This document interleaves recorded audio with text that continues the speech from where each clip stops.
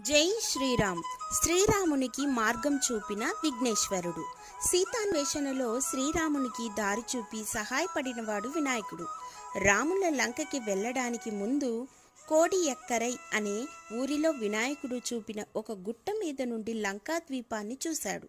ఆ మార్గాన వెడితే రావణాసుని కోట వెనక వైపుకి సులభంగా చేరుకోవచ్చని శ్రీరాముడు భావించాడు. వెనుక మార్గాన శత్రువులను ఎదిరించడం తన ధీరత్వానికి అగౌరవం అని తలచి రామేశ్వరం సముద్రంలో సేతువు నిర్మించి లంకకి చేరాడు. కొడి ఎక్కరై గుట్ట మీద శ్రీరాముడు ఎక్కి నిలబడిన చోట ఈనాటికి ఆయన పాదాలు అడుగుజాడలు ఉన్నాయి. రామేశ్వరానికి వెళ్ళే యాత్రికులంతా శ్రీరామపాదం అని దర్శించి పూజిస్తారు.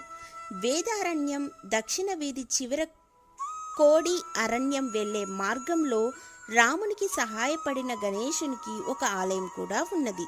ఈ వినాయకుడు రామ మార్గదర్శక గణేశుడు అనే పేరుతో పూజింపబడుతున్నాడు.